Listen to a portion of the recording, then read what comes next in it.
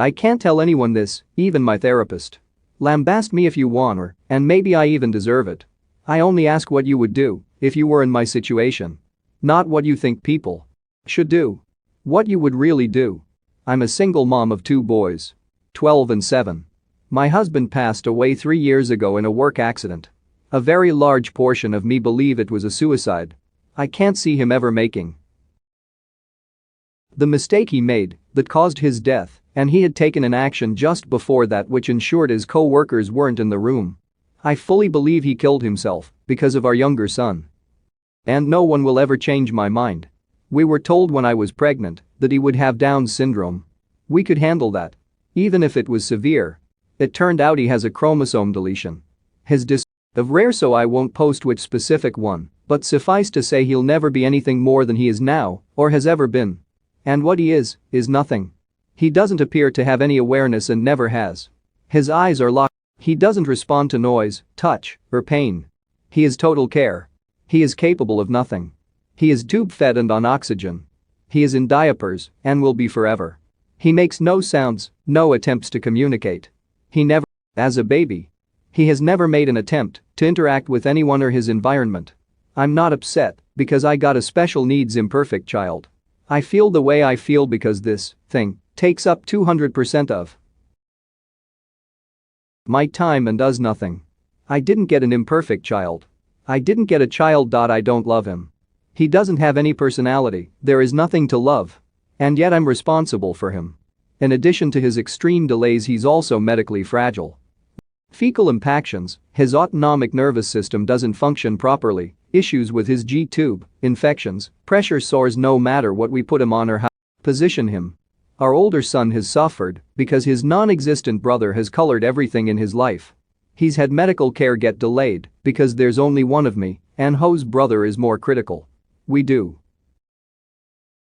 have a visiting home nurse, but only 20 hours a week and we aren't eligible for more. I was starting law school, I gave up my dreams and my plan for my children for this potato. My older son can't do a lot of things he wants to do because of the younger's need for care and appointments. The final straw was I heard a sound. I went into younger son's room to check, thinking he had forgotten how to breathe again. And saw older son hitting him and screaming, "You're why I don't have a mother. You're why I don't have a father. You're why I can't have friends over. You're why I can't be in sports. I didn't ask for you and I hope you die." Instead of being horrified, I watched. And younger son just did not react. No signs of pain or fear or upset. No reaction at all. He breathes but he is not alive. He doesn't know who I am. He doesn't know who older son is. He has no sense of self, life experience, or awareness of his surroundings. He doesn't need to be in my home. He doesn't know or care where he is.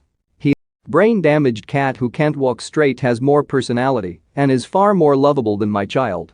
In fact, I was looking forward to raising a Downs baby. Even one with severe impairments, for that reason. With disability can come gifts. This boy is not a gift. He is a genetic mistake I probably should have miscarried and would have definitely terminated if I'd known he would be like this. And the flip side is, if he has awareness, he's miserable. And there is nothing I can do. If he has likes and dislikes, no one knows what they are. If he is in pain, he can't tell anyone. If he wants anything, nothing has made a difference. And so he's leaving our home on the 29th. I feel excited and relieved and then guilty because I know we'll be happier with him gone. He's already taken my husband and my son. Father. He was working so much OT to pay for the cucumber's care. For the experimental therapies insurance wouldn't cover. Because this one was going to be the breakthrough. He was tired and defeated and disappointed. He sought counseling as well, but I don't think he could ever say the words "I don't want my son in my home" either. He's ruined my older son. I was so wrapped up on the younger I never realized how ignored and damaged he was. He lost his father too. I didn't just lose my husband. He is my priority now, and this malignant lump can be someone else's problem. At least they'll be paid a wage to care for him. They'll get a break from him when they punch out. I just want to never think of him again, and I'm not sorry. And for that, I'm sorry. Thanks for reading. Edit. For calling me a liar. Are you a medical doctor? If your Google foo was any good, you would have stumbled on 3p mosaic deletion duplication syndrome. That is the disorder my son has. I've basically identified myself by posting that, but hey, it's better than the PMs telling me to kill myself. If you look at the features of 3P deletion syndromes, they look like Downs. My insurance didn't cover AFP testing, which would have told us it wasn't Downs, and I didn't think we needed it. I had a regular ultrasound and a 3D. Both doctors were 99% sure it was Downs. This post was absolutely not fiction. Instead, especially you picanics just decided it was. If anyone would like, I'll dox myself. You can see my ID to verify my name, my marriage and my husband's death certificate. I will then link you to the news article of the freak industrial accident that ended his life, so you can see it's the same person. As for not choosing hospice for my son, I can't. About a year ago I myself was hospitalized with severe depression and CPTSD, there is proof of that too. During that time my late husband's mother petitioned to get control as my son's medical proxy and got it. I'm fighting it, but it's a long, complicated process. There are competency hearings. There are statements from doctors and evaluations. Unless she okays hospice, which she refuses, I cannot decide that. I have custody. I cannot make medical decisions. She agreed to residential care, which I feel is the second best option. So, he's going into residential care. As for mistaking a child choking with hitting, I was downstairs. I couldn't hear what my older son was saying. I only knew he was speaking. Go punch a blanket, or, a person with weak muscle tone. Then ask said person with weak muscle done to cough. They don't cough normally forcefully. Again, a muted punch.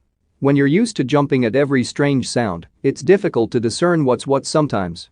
So, you picanics, anything else you'd like to know? Care to admit I just might be telling the truth? There were identified details I left out, but guess you all need them.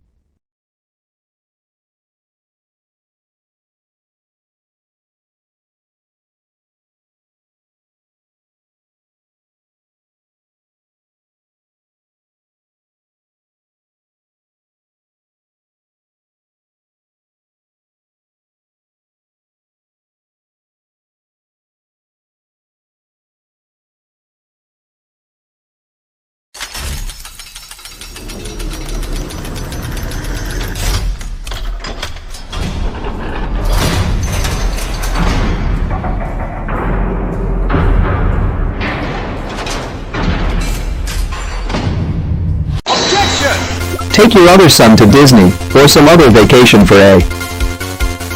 We cover 30th also get counseling for him and for you when you get home. Thank you for at least trying to understand. I appreciate it very much. Exactly, a chromosome deletion this rare is not going to improve. I understand you and I completely support you. This may be harsh, but your story made me wish we had some kind of euthanasia laws set up for situations like these. Forgotten how to breathe again? Well, that's a horrific sentence. I'm not gonna judge you. You do what we need to do.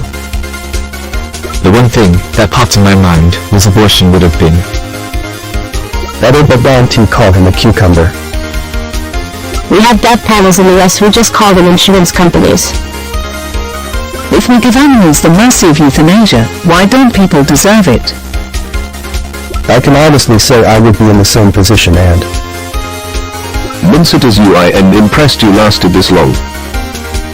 And I'm sorry that you and your family have endured so much.